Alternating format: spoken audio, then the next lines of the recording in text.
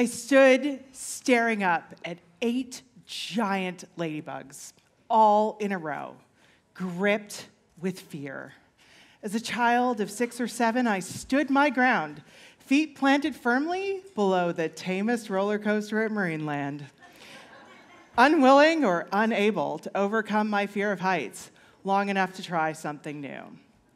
That summer, my father had made a list of all the best attractions in Southern Ontario, turning our weekends into mini road trips. As an adult, I appreciate the effort. But despite all the unique memories from those firsts, the times I remember most with my dad were our Saturday morning visits to the grocery store.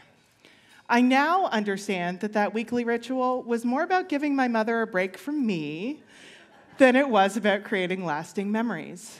For as long as I can remember, I have loved puzzles.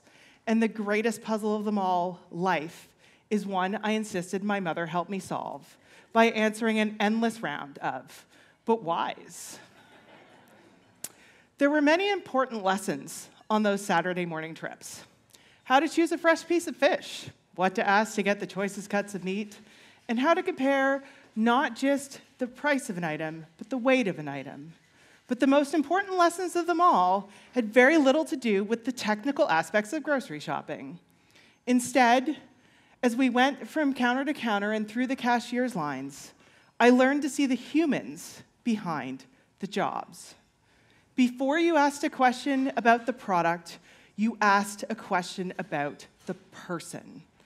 I didn't see you last Saturday. Finally score a weekend off?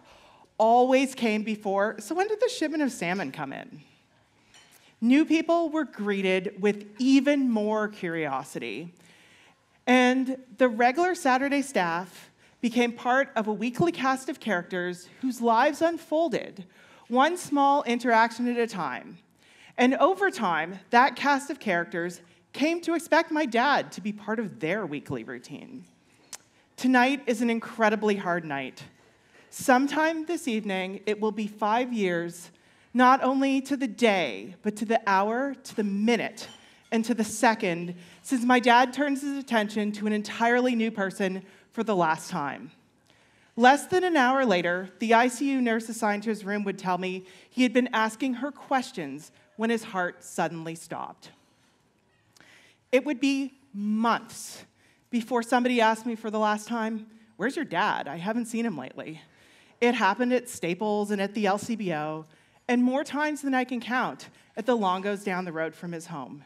One question, one moment, one interaction at a time, my dad built real connections, most especially in the places where we often fail to see the people serving us as human. Recently, I met up with a new connection for the first time for coffee at that same Longo store.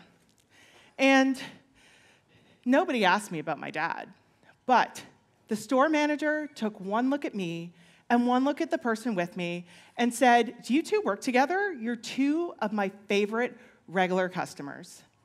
That moment instantly bonded me with someone I was just getting to know.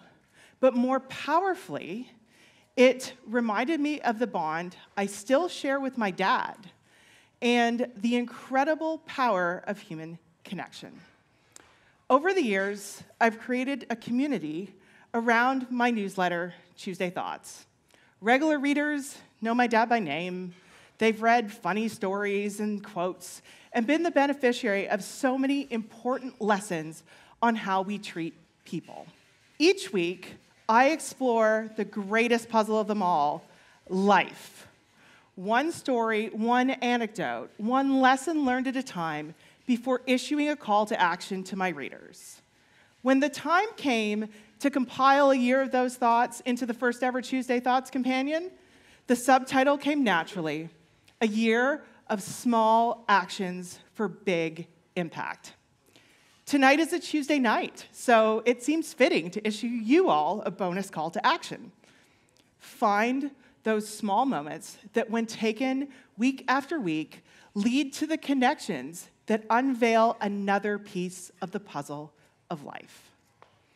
Long after I learned to enjoy the thrill of a roller coaster, I learned that my dad had been afraid of heights his entire life.